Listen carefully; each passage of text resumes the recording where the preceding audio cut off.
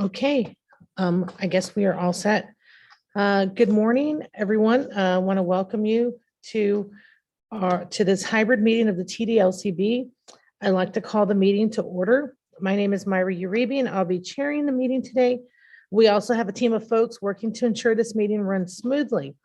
Today's meeting was advertised on MetroPlan Orlando's website and social media, as well as through targeted emails. Florida Sunshine Law requires a quorum to be physically present in a room for government meeting in order for action to be taken on items presented. As many of you know, we are expecting to return to full face-to-face meetings. However, in an effort to stop the spread of the Delta variant and to keep staff and visitors safe, a decision was made to pivot to hybrid meetings for the remainder of 2021. Hybrid meetings required an in-person quorum so that action can be taken on items requiring a vote. And the remaining members, those not attending in person, may join virtually. All presenters are also joining us remotely. In just a moment, I'm going to ask Ms. Lisa Smith to conduct a roll call to ensure we have met our in-person quorum requirement. If you want to, I do not want to say thank you to everyone for your flexibility. I do not want to. I'm sorry about that. I want to thank everyone for your flexibility and continue to navigate this unpredictable pandemic. For those of you who are in person, I ask that you please keep your mask on unless you are drinking, and please try to speak clearly so that the online attendees are able to understand you. If you prefer to use a face shield, raise your hand and staff can get you one. Members joining us online, I'm expecting your full participation in the discussion and any items presented for action. To facilitate the meeting with the help of the online moderators, I will first recognize any virtual hands and then those who are in the boardroom with me. There are 2 public comment periods in the meeting. Members of the public who want to speak will use the raise hand feature to indicate they wish to speak. When you're called on, you will be prompted to unmute your microphone. You should state your name and contact information for the record. Public comments received prior to the meeting in writing will be acknowledged by staff at the appropriate time. That was a lot for you guys to take in, okay? So it is now time for the Pledge of Allegiance. Today, I will ask Commissioner Fisher to lead us in the pledge. Those joining us online, please remain on mute. Please rise. Please join me in the Pledge of Allegiance to the flag of our country. I pledge allegiance to the flag of the United States of America and to the republic for which it stands, one nation, under God, indivisible, liberty, and justice for all. Thank you. And time, Ms. Lisa Smith, will you conduct the roll call?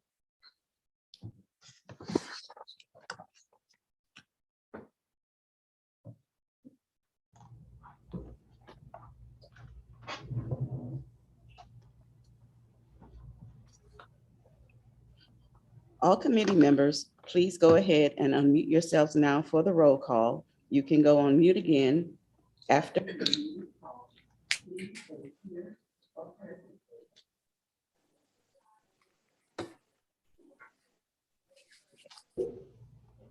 Please make sure your video is on if possible, to make sure so that we can confirm that it is you. You will find the unmute and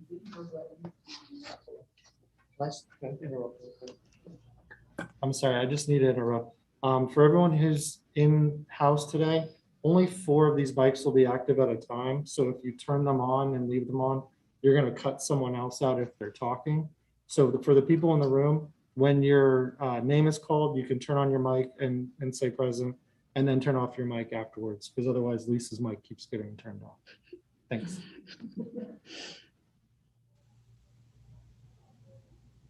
again. Okay, let's try this again. Please make sure your video is on if possible so that we can confirm that it's you. You will find the unmute and video buttons on the bottom left side of your toolbar. Please say here or present when your name is called. And I will start with the members that are here in the room with me. Chad Ballard. Present. Nika Berry. Present. Commissioner Fisher. Present. Sharon Jennings. Present. Janae Oles, Present. Wayne Olson, Joe Santiago, Present. Calvin Smith, Present. Commissioner Uribe, Present. Alnita Witt, Present. Adam Zabritsky. And now I will move on to the members joining us via Zoom. Diane Arnold, Marilyn Baldwin, Present. Mayor Bates, Crystal Ford, Present. James Grezick, Norman Hickling, Present. Robert Milia, Present. Carla Radka,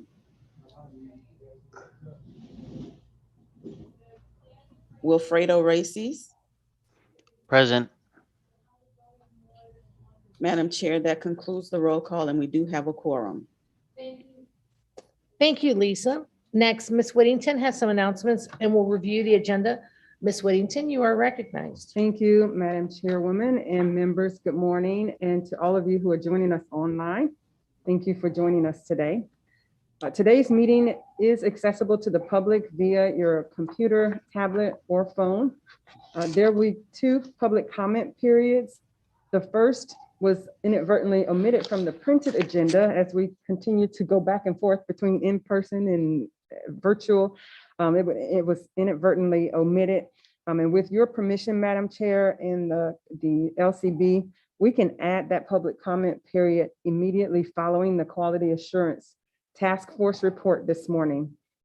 The other comment period is towards the end of the meeting. It's for more general comments. Instructions on how to share will be given at that time. The recording of this meeting can be accessed later on MetroPlan Orlando's YouTube channel.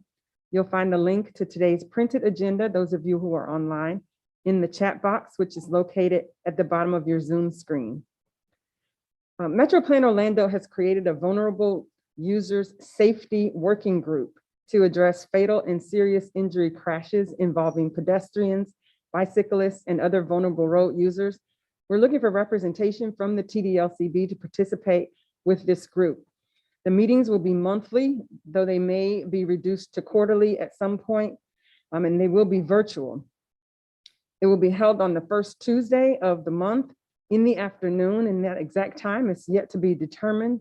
But the focus of the group is to address vehicle operating speeds along major corridors, but may also identify other strategies during the course of their work. Their first meeting is in September, and don't everyone jump at once, but we are looking for 1 LCB member who is willing to serve on this committee. You can either let me know now, or you can consider it throughout the meeting and let me know towards the end of the meeting. But I would like to have a name today. Lastly, Madam Chair and members, we have some departures that I need to share with you. Dr. Linda Silverman, who represented the elderly on this board, she and her family relocated to Washington, D.C. At the end of July. As much as she wanted to stay here with us and continue to serve on this board, we had to accept her resignation because that's just a little bit out of our service area, so she's not able to continue serving. She attended the Quality Assurance Task Force meeting a couple of weeks ago to say so long and to express how much she enjoyed serving on this board. And Dr. Silverman was presented with an award recognizing her time on the LCB. The other change is that Dr. Silverman's alternate, Ms. Cheryl Stone, was recently appointed to MetroPlan Orlando's Community Advisory Committee. And in the fall, we will begin recruitment for this seat and others that are vacant on some of our other boards. So please feel free to look among your colleagues. And if you have someone in mind, please encourage them to apply at that time. Madam Chairwoman, this completes my announcements this morning. We are prepared to proceed with the addition of the public comments on action items to immediately follow the QATF report. Thank you, Ms. Whittington. I do have a question. You were talking about filling vacancies. Is there a minimum of required meetings for people to attend? Like if they are not attending our meetings, Did we look at that? Can you maybe address some of that? Yes, we have, each year, we put out a report stating how often people, the attendance reports. If someone misses 3 consecutive meetings, we will send a note to them or a letter to them. If they're appointed by another agency, we send a letter to that agency. And this is a quarterly group, so, 3 meetings would be pretty much the whole year. And, I'm just happy to say that this group has been very active. And so, I have a possible nominee for when we have vacancies, someone who serves on our senior services board at the county, who has a high interest in this. I encourage somebody to please consider representing us on the pedestrian safety group. I can't because I have Board of County Commission on Tuesdays, because if not, I would. This is a big issue, and I want to also thank this board for when we were looking at scooters at the county and all these alternative mobility items. I made sure they spoke to our group because we represent the people who are out there using public transit, using our sidewalks. And I want to tell you that you actually make a difference on this board, helping us hear from people that we don't always get to hear from. So if there is someone that can possibly help make sure when it comes to pedestrian safety to be on this board, I hope you'll strongly consider it before the end of the meeting. And I'm sure Virginia can give you a lot more expectation of what it is, but there's so much happening so quickly. I don't know if anyone's like gone on International Drive lately. I was there 2 weeks ago and literally saw someone in a wheelchair have to wait on the street because these scooters were like interrupting. And then on top of that, you have people who are not trained as scooter riders. That's even worse. So we need to make sure we have a voice as best as we can. But Ms. Whittington, thank you for that. At this time, we're going to go ahead and have Ms. Marilyn Baldwin, Chair of the QATF, will provide a report for their July 27th meeting. Ms. Baldwin, you're recognized. Thank you, Madam Chair. Good morning, commissioners and members of our local coordinating board. The Quality Assurance Task Force met July 27th in a virtual workshop format. And we said goodbye to Dr. Linda Silverman and presented her with an award recognizing her service on the local coordinating board and the QATF. Also, we received a CTC update from Access Links, which included a report of some of the challenges that they are currently facing. I won't go into detail since Mr. Hinkling will be making the same report later on in the agenda. And this concludes our meeting agenda and my report. Our next meeting is tentatively scheduled for October 26th. Madam Chairman, this concludes our report. Thank you, Ms. Baldwin. At this point, we are now going to hear from public comment on today's action items. Do we have people who want to speak on any action items? If so, please raise hand function found at the bottom of your screen. When we will call your name, you will see a button pop up that says the host wants to unmute you. Accept that prompt to activate your microphone. We ask that you provide your name and address for the record. Please keep your comments to 2 minutes or less. I want to make sure, do we have any comments in person of anybody before we move on to online? We don't have any in person. Thank you, Lisa. And Kathy, are there any hands raised so that we may recognize them and unmute them for comment one by one? There are no raised hands on the virtual side as well. Fantastic. And also, I just wanted to confirm, Lisa, there's no written comments, correct? Correct. Oh, fantastic. All right. So, information items for acknowledgement. The final CTC evaluation was provided for information at tab 1. Is a copy of the 2019-2020 CTC evaluation conducted earlier this year. Ms. Whittington has some brief remarks on this. good morning again, Madam Chairwoman and members. I want to just provide a brief highlight of the report that is in your agendas. The full report is there for you. Just want to remind you all that this evaluation is one of the main purposes of this LCB, is to conduct the annual evaluation of the Community Transportation Coordinator, AKA LINKS, as they provide this paratransit service to our community. This year's evaluation period, it was open between February and March. at which time you all submitted electronic responses to us. The evaluation period covered July 1st, 2019 through June 30th, 2020. And I understand that this kind of causes some difficulty from time to time as the evaluators are evaluating or rating, because it's a year later. And at times the evaluators would respond to things that are currently happening now, but to the current issue, they would respond to the current issues. But we had to keep those separate. Next slide, please. Just a reminder also that the evaluation covers 2 broad categories, and each of those categories has 4 to 5 subcategories underneath each one of them. Next slide. And this board added 2 additional categories, the coordination of providers, the taxis and TNCs, and then also the transition of customers to the most appropriate mode of transportation, which was added as one of their performance measures in the most recent adopted Transportation System Development Plan, or TDSP. Next slide, please. Overall, your rating of the Access Links service is that all of you feel that Access Links either meets or exceeds the established standards. 25% feel that they exceed, and 75% feel that the standards are met. I just want to highlight a few of the comments that came along with the report. Next slide, please.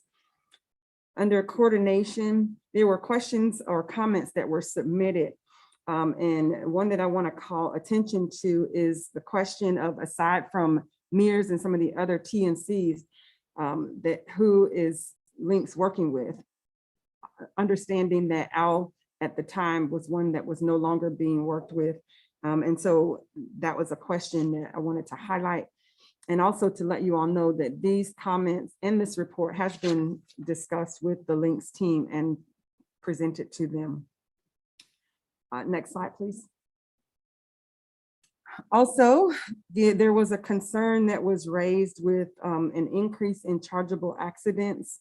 And also there was a sentiment that costs are appropriately allocated, and that Links is being a good steward of the funding that is available, given the fact that there are 0 unmet needs. And they do a really, really good job of meeting the needs of the community.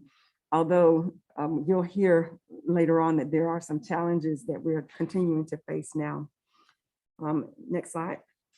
With regard to the local performance measures, it was noted that there was obvious effect on the system due to the pandemic, but the overall performance was still at a high rate. They recognized that some of the improvements on the call hold times, and understood that some of that may have been attributed to the fact that there was low call volumes at the onset of the pandemic, but that they appreciated, I shouldn't say they, you all appreciated the corrective actions that had been taken, and that it showed with the decrease in the amount of time that callers were spending on the phones when they would call in. You all encouraged the Access Links team to remain vigilant as the calls and demand return to normal, recognizing that the more calls that are being made, the more demand that is going to come, the call hold time could be affected again. Next slide. And then the last performance measure that was the outreach. You all felt that there needed to be some additional outreach that could have been done via Zoom, it could have been virtual, that there could have been other PSAs that could have been done during the time that the pandemic was coming in, and even since. So again, we have some overall comments. I won't read all of these. This is the last slide. I won't read all of these. I'm sure that you all probably took time to read this during your review of the agenda. But again, the addition of new technology is helping to move the needle, and you all encourage them to continue to make use of those technologies that are available to them, to reach out to the public, to keep the public informed And again, if you'll note that second one there, the rollout of the new TD eligibility form, although it was noted in this evaluation, it will be evaluated in the next evaluation because we just finished that work. And so again, Madam Chairwoman and members, this report was shared with the Access Links team and it was submitted to the CTD as required. So at this time, if there are any questions, I'm happy to respond. Kathy, do we have any questions online or any raised hands? No, we do not. And are there any questions in the room? Nobody's got a little sign up. So I think that we are good. And Miss Virginia, you said the dates on that report are what date again?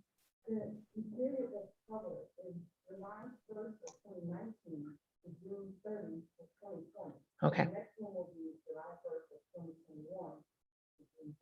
Oof. Okay, that oof. I hope everyone got that oof, you know.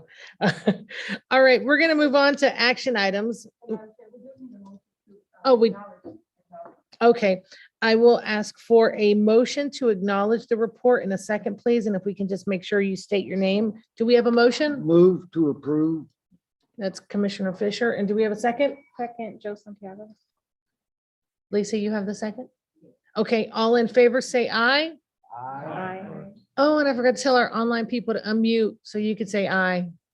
So, people online, can you unmute and say aye just to join the party? Aye.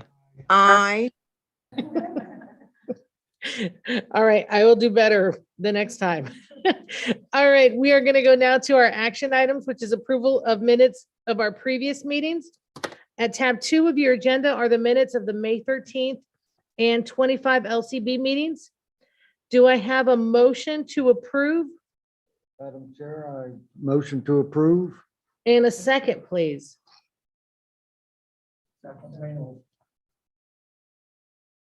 You got that second? Okay, fantastic. And so we have a motion to approve in a second. Is there any discussion? And I will go online. Kathy, do we have any hands raised online?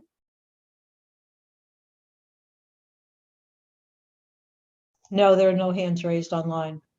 Okay, and there's anybody here that has anything to discuss? Wonderful. So we have no questions or comments. So if we can, those online if you can please unmute your microphones. We will now take a voice vote for everyone participating both online and in person. All in favor, say aye. Aye. Aye. Any opposed? Same response? Okay, it passes unanimously. Fantastic. And now we're going to move to our mobility management services update. Norm, I guess our screen is still on your PowerPoint, so I didn't know if we wanted to allow Norm to show his shining face, as I'm sure everyone is. I always give you a hard time, Norm, but I like you. You That's a take good it. opening. I love it. So it's So not a halo by any. No, I think there's a fire brewing behind you on the West Coast. As they get the screen up, I want to say Mr. Norm Hinckley, Director of Operations, will provide an update and present information regarding sponsored versus unsponsored. Mr. David Darm, Director of the Commission for Transportation Disadvantage, is also with us today and is invited to participate in discussion. And Mr. Hinckley, you may proceed with your presentation. Okay, thank you very much all, and it's a pleasure to be here.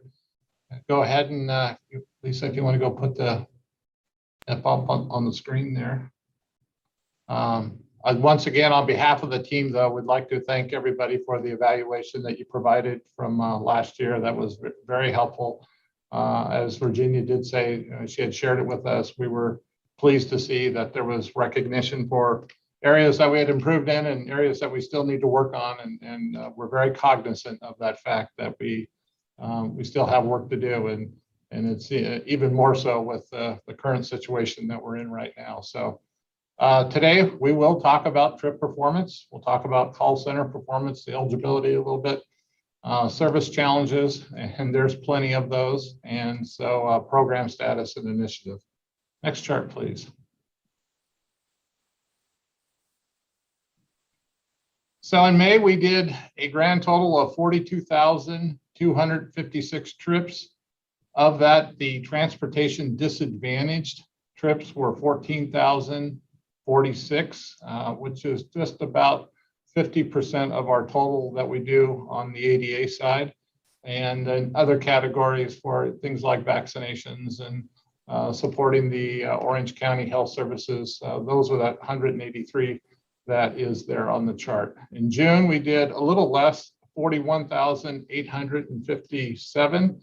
TD, transportation disadvantaged trips, amounted to, of that total, 13,567. So again, it was a moderately busy month, considering where we're at with COVID-19 and the Delta variant, et cetera. One of the challenges that we did have, though, and you can, it's noted on the bottom, and when we face up to this, is that we have a goal of 91% of on-time performance, and that's what we target every day. That's what we schedule to. Unfortunately, we came up short, and there's a lot of reasons why, and we'll talk about that in a bit. But in May, it was 71.2%. In June, it was 66.5%. So not to the standards that we like, and knowing how that impacts our customers and knowing how it impacts other members of the community. So we're not happy about that, but it's what's driving us to do a lot of the different initiatives that we're going to talk about in a bit. Next chart, please. As far as the calls, and again, major part of the evaluation that you were just reviewed and presented. In May, we had a total of 57,672 calls. Average speed of answer was at 2 minutes, 37 seconds. In June, we had 62,529 calls, a remarkable or a substantial increase. And that average speed of answer went up to 5 minutes and 31 seconds.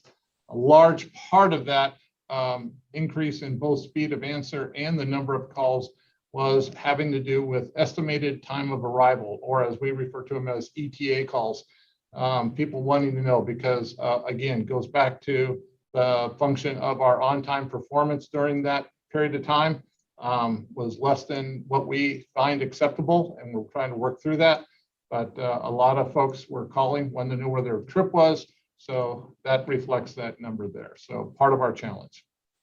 Fortunately, the new system that we put in place, and the current system, and even the remote operation of our MSRs worked very well, and there was no breakdowns of that, and we didn't have any disruptions, but it was just a call volume that caused that number. Next chart, please. So we talk about service challenges right off the bat, and I'm sure every member of the board has heard the challenges across the nation in regards to employers having jobs and not being able to find people that are willing to take those jobs. And we are experiencing that right here in Central Florida and here at Lynx. In regards to our paratransit operators, we right now are 65 operators down from where we need to be. Hence the reason why when we come in the morning, we are already having to cut routes, because while we have the vehicles and we have the demand for trips, we just don't have the operators to put those trips out on the street. And that is exacerbated at times from call outs, people wanting to take vacations, which they are deserving to take because they are just worn out. And, you know, to the credit of our vendor, they are constantly in a hiring mode. But to give you an example, they may hire 1 week 10 to 15 people. They'll go through the process, they'll start the training classes, and by the time that training class gets done in another month or two, they're down to maybe only 2 or 3 people actually graduate. Folks, they get into it, they find out that it's a tough job. There's no doubt about it, and everybody recognizes it.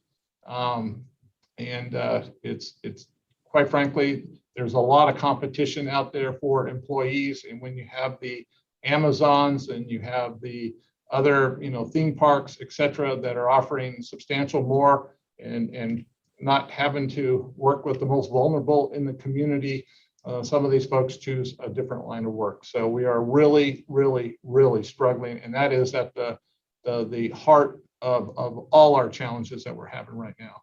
But we're also seeing it too in our mobility services representatives. We'll train individuals, we'll get them working, and then they decide, well, they can go someplace else for a couple dollars more, or it's just not the type of work that they envisioned, and so they choose to leave. So we're constantly here at Lynx in a hiring mode. We have like 4 or 5 people right now outside my office where I'm at in a training mode, and hopefully that they're doing well, but we're hoping that they will stay with us for some period of time, and we can make the environment worth their while for staying and everything. So that is the number one issues right there, is the workforce. Now, the service providers, as you well know, you're very familiar with MB Transportation. We are working them just a little bit harder than their contract says they should. So they went out, and just last night, late last night, both Dana Baker and myself, we received a copy of a proposal for some new subcontracting opportunities that MB will be wanting to do, and we're going to review it, look at it, and hopefully we can get them online.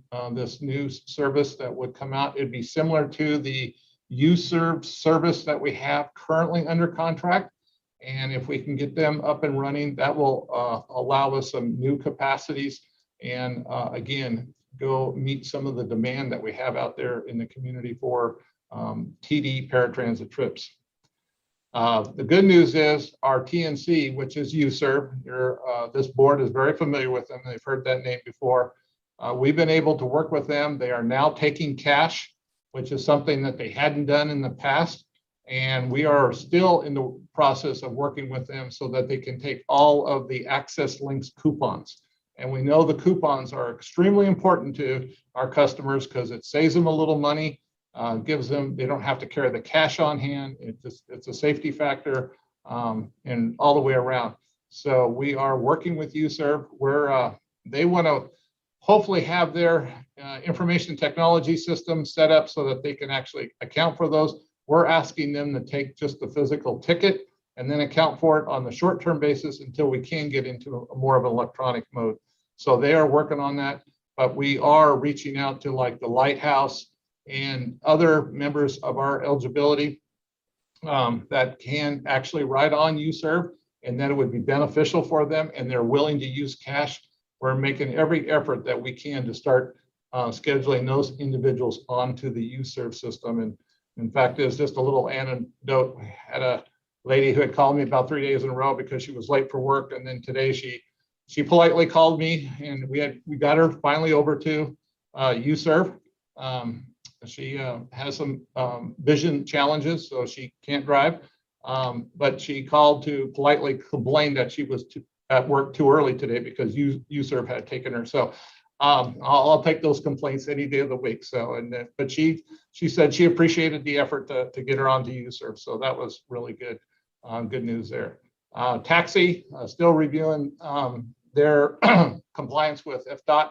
So at this time, we still don't have a taxi out there, but we're looking at different alternatives, including even bringing in another service provider on an emergency basis. And so we're talking to different providers that could come in and bring vehicles in so that we can provide that capacity and get us back up to that 91, 90, 85% on-time performance that customers deserve and that we're accustomed in providing. Next chart, please. As you all know, and you saw it in the evaluation, the transportation disadvantage new application that has been implemented and out. So kudos to the team. We are going to be sending out our recommendations on the ADA application. Salita and her team have got those done in a draft form. What they do though is do exactly what Chair Baldwin has been asking for, is to ease the recertification process for those with permanent disabilities and not have to do it so often. So we are going to, those that are identified as having a permanent disability, They will get a letter in the mail, basically, with a form just to make sure that their information is correct. And then they'll be immediately recertified. And that will happen every 3 years versus the standard recertification timeframe of 2 years. So we think that's a big improvement, makes it easier on our customers, makes it easier on our eligibility staff, and it's a win for all the teams. So we're going to be sending that out to all of you here very shortly, so you can take a look at it, review it, ask questions, recommendations, etc., and then we'll get that implemented. And we still are continuing with all the CDC, the TSA guidelines for masks on public transportation. The phone system is out there in the world, getting proposals coming back, and they're very quickly setting up an evaluation team to look at the new phone system. Will help continue a lot of the improvements that we've made over the past year and even improve even further. So that's a good thing. We've been having a lot of communications with the dialysis centers, obviously, because of COVID-19 and others. One of the things that I wanted to share with you, and I know this is something that Chair Uribe had talked in the past, that there's other transportation services available.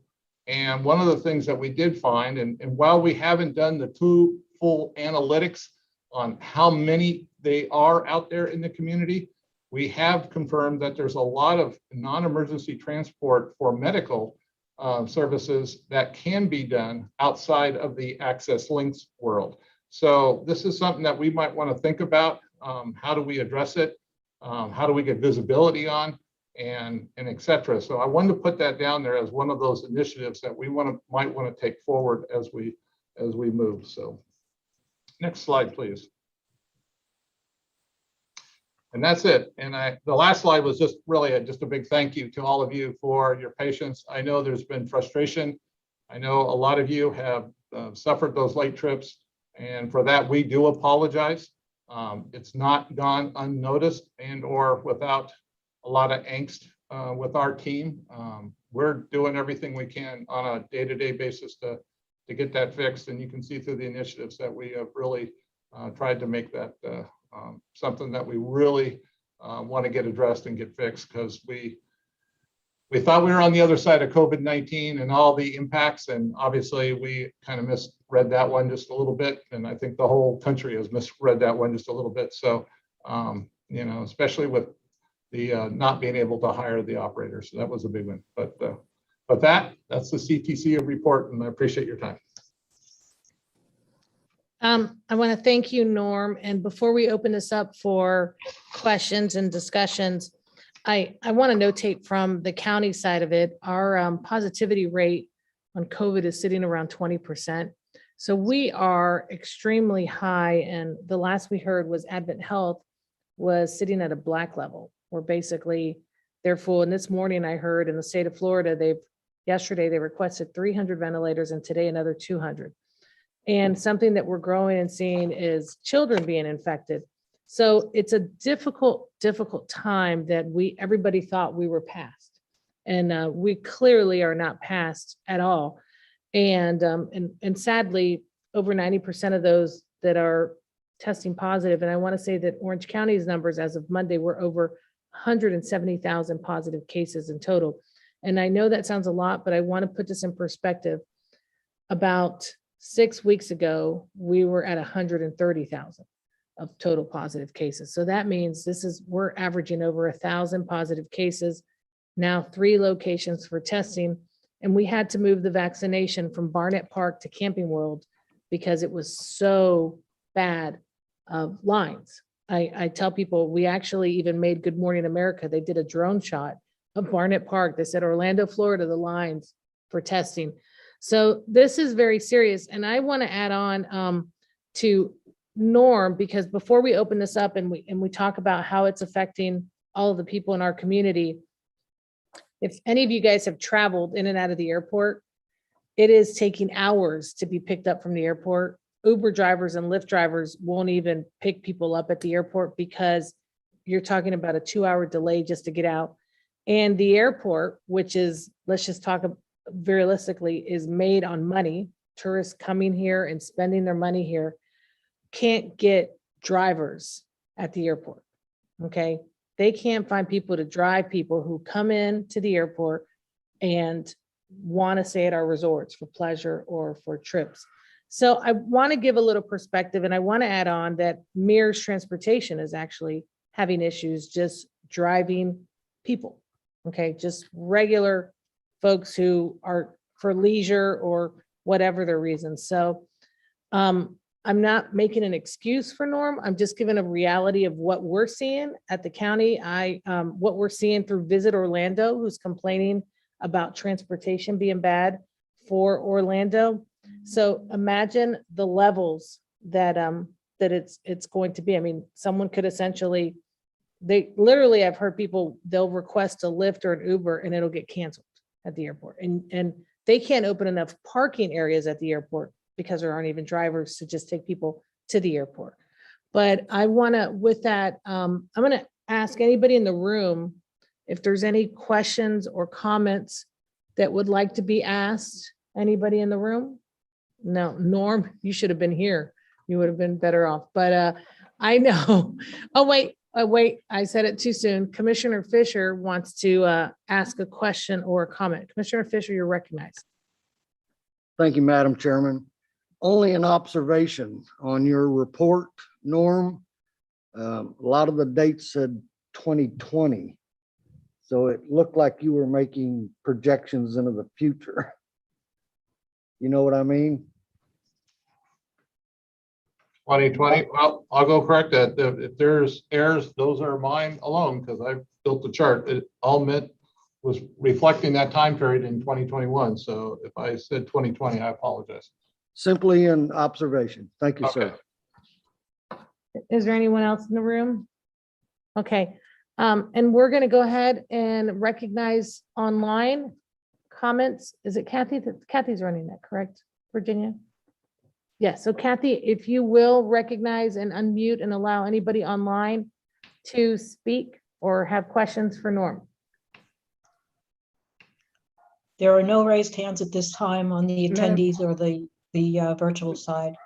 Madam Chair, we have a hand by Crystal Ford. And I thought Ms. Baldwin also wanted to Right. speak. Mhm. So Crystal Ford does have her hand up. She literally had her hand up. And and I believe Ms. Baldwin also had commented earlier that she was going to save her comment and questions to this portion of the agenda. Right, and I think Mr. Bob Melia wanted to make some comments as well.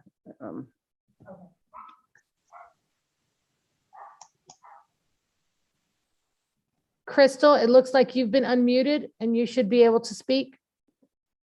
Hi, Norm. I wanted to talk about the ADA, the new application. Yes. I know you guys are charging the $7 per leg for premium.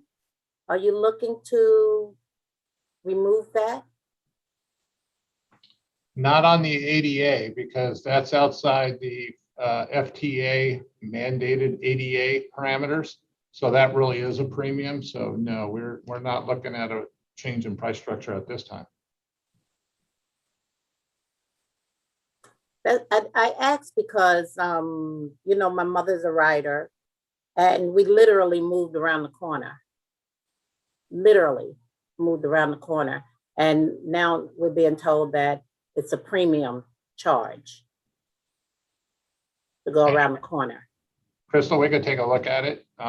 You know, again, if it's outside of the 3/4 mile of the route system here at 4 Links, then it is part of the premium area. Okay. Okay. Okay, and do we have another person? I'm trying to see who is unmuted next. Chair Baldwin, can you hear us? Yes, good Okay. morning again. Can you hear me? We can hear you. All right. I have several comments, questions, Norm. First of all, if it's an oversight on my part, forgive me, but can you please provide this report for us in writing? Virtually is fine. Oh, sure. Because I don't see it in my packet. And as I said, it Okay, could be an yeah. oversight on mine. We Okay, do send it to, we send it to the staff. So if they'd like to distribute it, or if you need it directly from me, I'd be more than happy to provide it. No problems whatsoever. the second comment is, last time we talked about how difficult it is for you to hire drivers. Are our paratransit drivers paid with the same rate that our fixed route drivers are? They are not. And If that might be something we need to consider. Well, and that's a great question, Chair Baldwin. So if I may just have a couple minutes. The fixed route, they are hired by Lynx internally, and that wage structure is currently under review as we speak. And so we are hoping that in a very short order, we'll know what the new wage structure for fixed route operators is. I can tell you that we are currently in conversation and negotiations with MV Transportation to try to bring up the a pay scale for the operators that perform paratransit.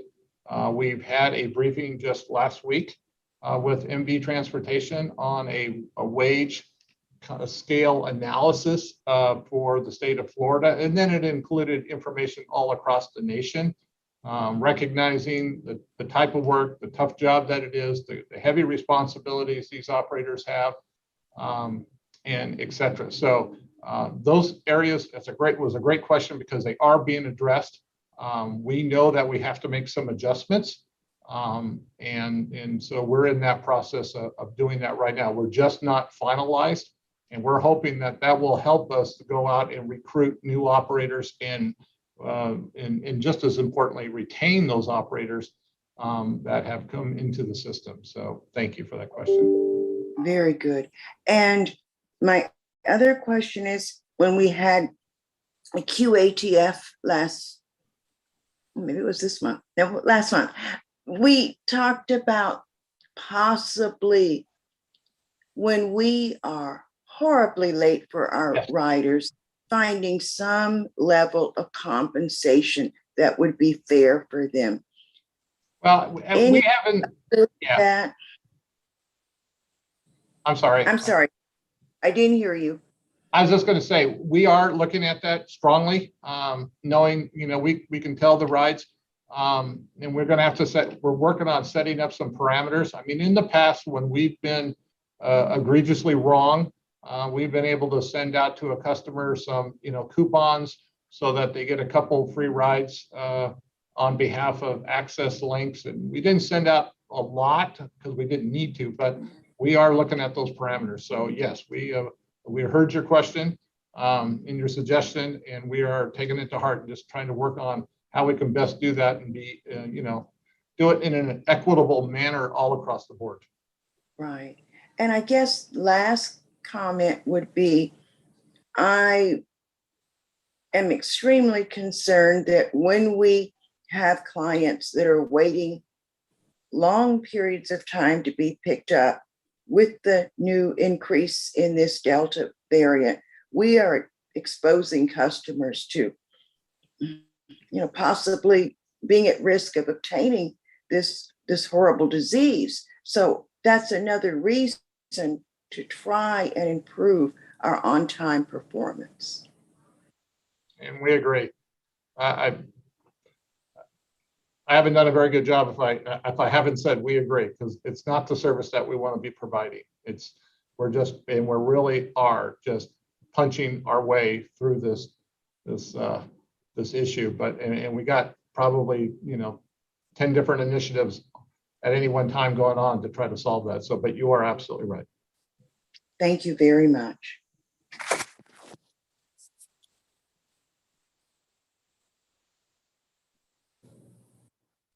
Okay, thank you so much. And we had one more person who wanted to speak. Bob Melia. Yes, good morning. Good morning, Bob. I hope you all are doing well. I want to start by saying that I maybe more so than others understand the turmoil that's going on.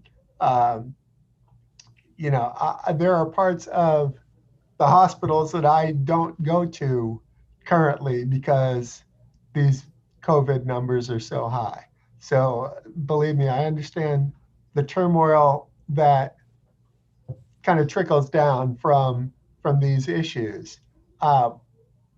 I have the opportunity in some of these very long rides to and from work that I fully accept because I understand the situation and the parameters that Norm and others are dealing with. But I have some questions, ideas. One that first jumps out is these new drivers.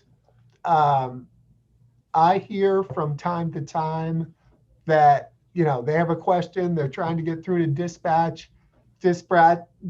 is on break, and they can't leave their current location until they get an okay or a question answered from a dispatcher. And that's all well and good. But is there any way to maybe have a utility infielder slash dispatcher that when these dispatchers take a break, and believe me, I understand they need breaks. No one can sit in front of a computer,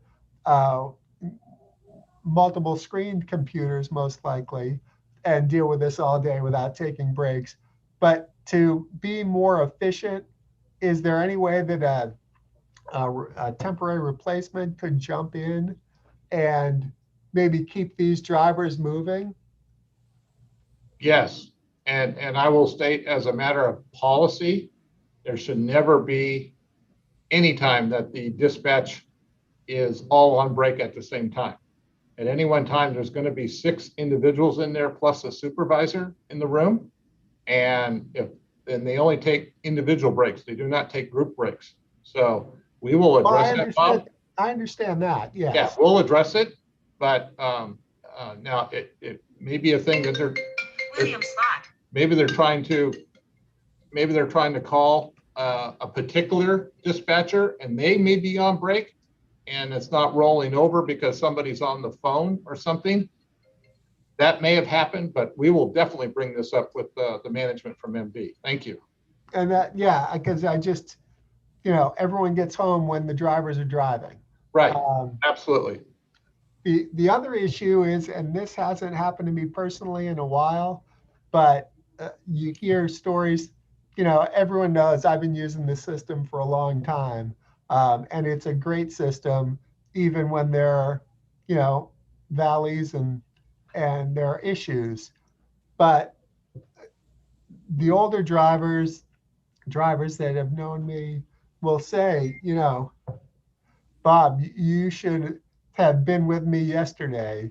The efficiency of some of these manifests, and I understand this is a tumultuous time, but the drivers, will say, yeah, I was in Holopau, and then I was in Geneva, and then I was in, the western part of Orange County. It just seems like sometimes these manifests could be more efficient. Fair point. And we have, and none of us here at Access Links would disagree with you. And I don't want this to sound like an excuse. What it is, it's just we walk in the morning and it starts at 4 or maybe even earlier. The next thing you know, that we got operators that either called out sick, couldn't show up, etc. And we're already down routes. And so those individuals that were with the best intentions the day before and the evening before scheduled on those particular routes are now having to be placed on another route. So that's why those inefficiencies are so costly right now. And those inefficiencies have arisen, hence it causes the impact to the on-time performance. So What the operator is sharing with you, Bob, is absolutely right. It's not what we want to go do, because you can see how it's just that domino effect that starts off with, those 10 trips on one particular route that got canceled now have to be dispersed and allocated throughout the routes that are actually running that morning. And it causes dispatch a huge headache. The operators are getting impacted by it. More importantly, our customers are impacted by it, because that's why all of a sudden things start running late.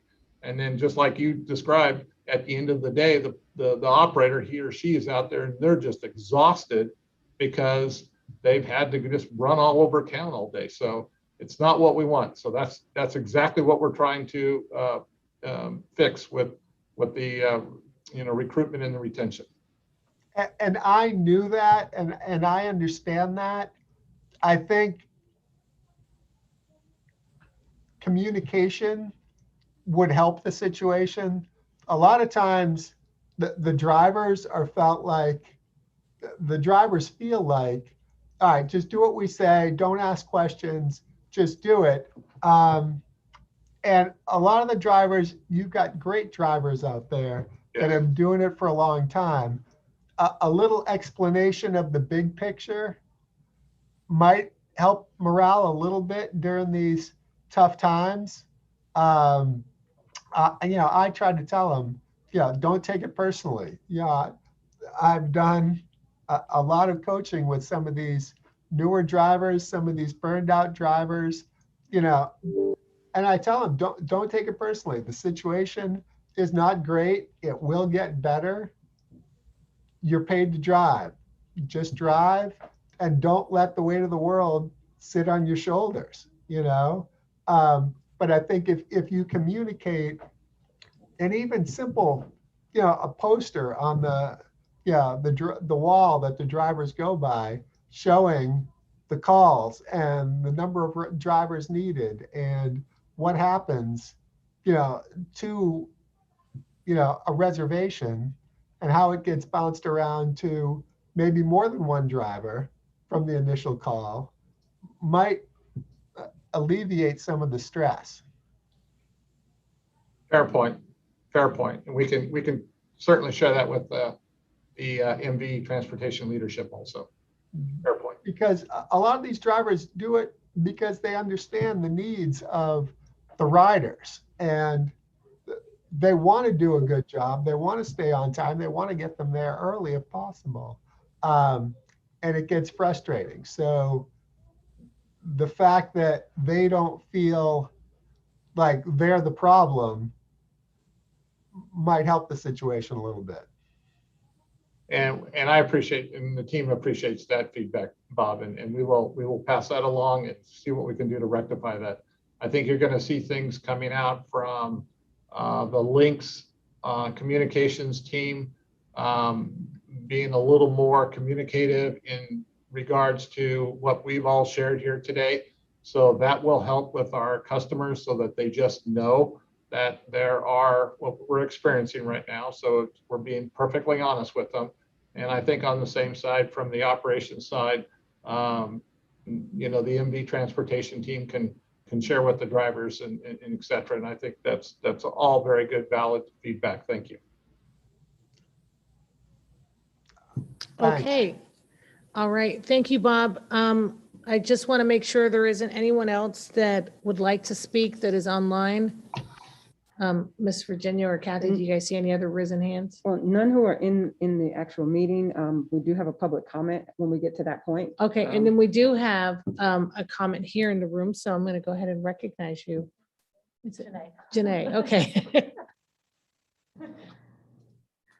A couple of follow-up questions and a comment. I am very pleased to hear that you all will be looking at the wages that MVU Transport and other providers are offering, because I do think that is an issue as to the retention of the employees.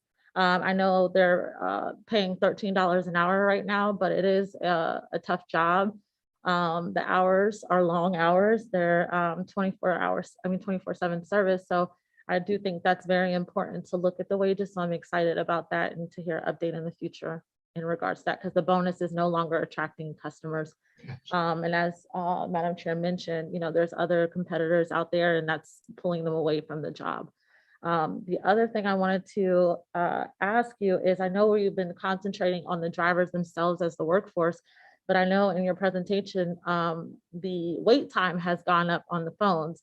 So I'm going to use the term contact center, if you will, for the people that are in the contact center. Have you looked at the staffing there? Because people do need to take vacations. Maybe there's call outs because of sickness or what have you, but have you guys evaluated the amount of people that you have answering the phones in comparison to the amount of calls that you have coming in, since you have seen a drastic increase? We're looking at both. In fact, we're looking at both the manpower numbers and the resources that are available and how they're allocated and distributed for those who are taking calls. That's one. And then the other thing, and I didn't go in too much detail because we don't have a lot of information just yet, is with the new phone system, it gives us access to new technologies out there that will actually help in some ways take reservations that could be very easily done on a computer system and not have to be done through actually making contact with the representative. So we're looking at all different alternatives to, again, meet that expected demand of the phone calls as they're coming. Okay, thank you. Great question. I want to echo the wages. I don't know if anybody knows now, but you can actually get paid $16 an hour to do housekeeping. So it is crazy. Before we, Norm, that will conclude. So you are off the hot seat. You can stop sweating now. Okay, So, thank you. Thank you, Norm.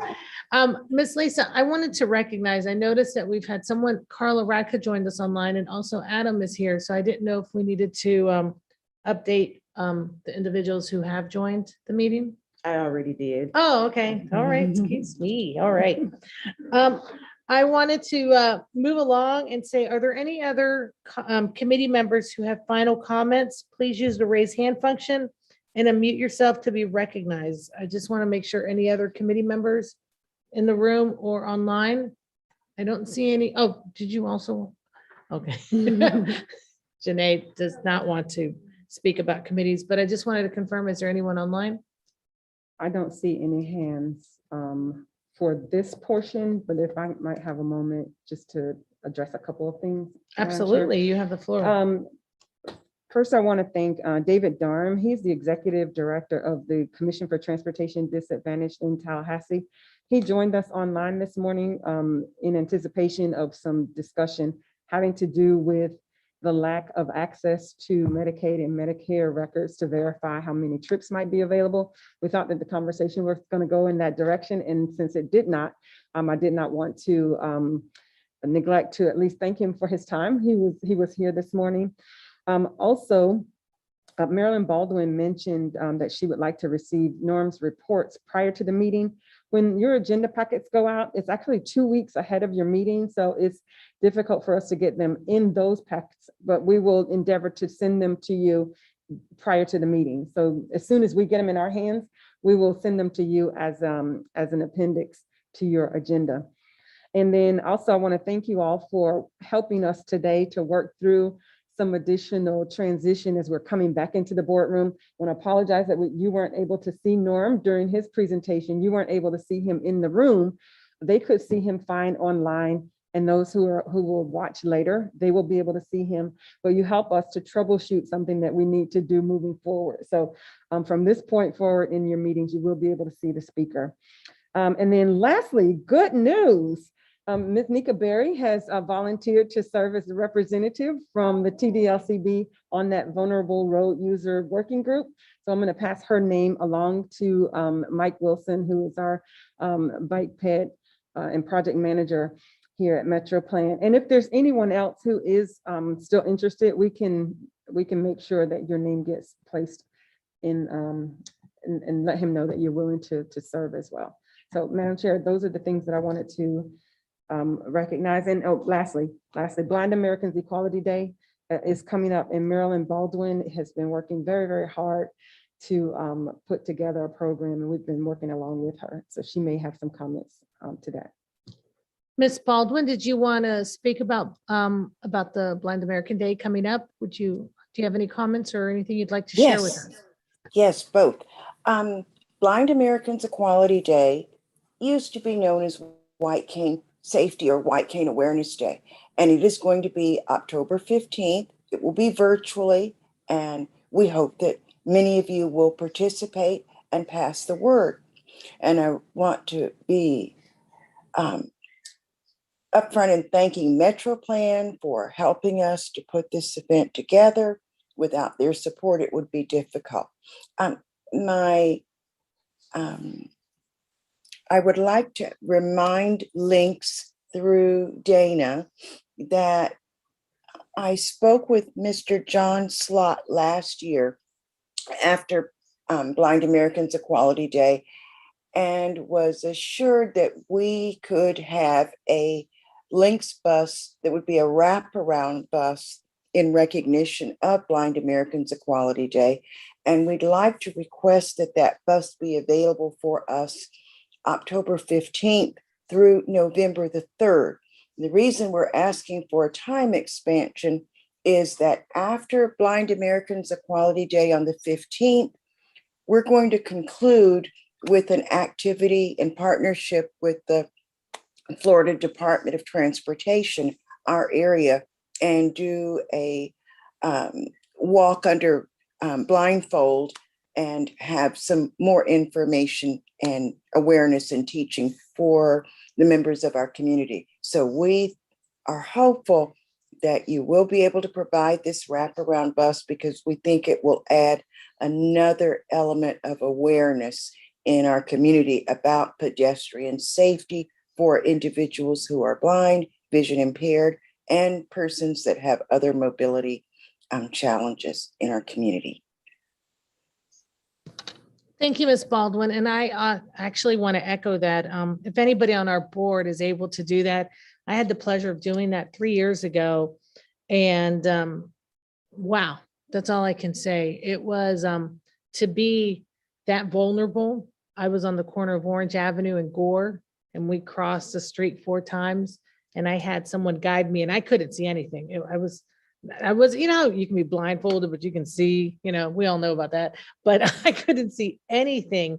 And it was such a level of experience that I would love for anyone on our board, if you know well in advance, it's a Friday, you know, that they do this.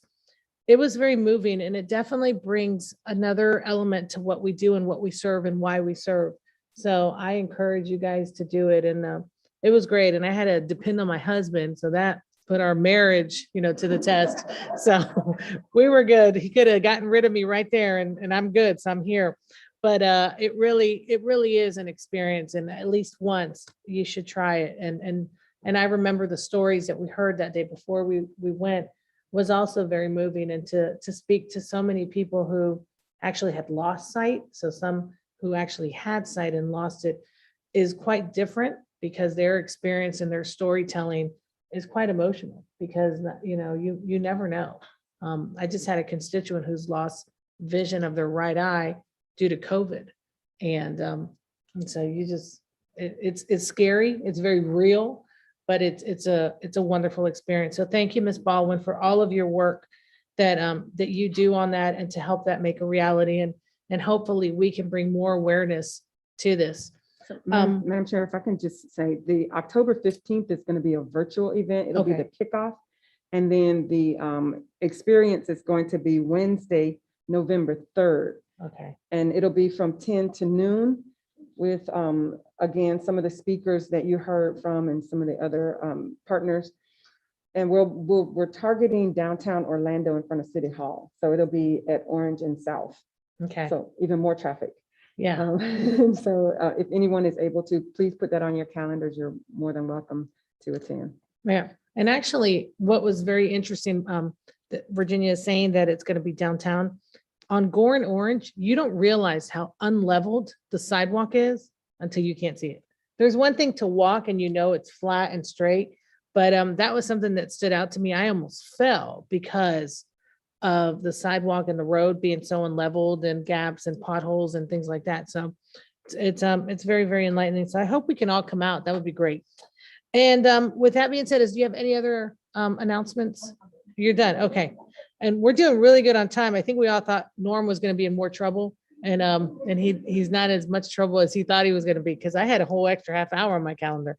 So we want to move on to public comment. If there's any member of the public who wishes to make comments, please use the raise hand function after you are recognized.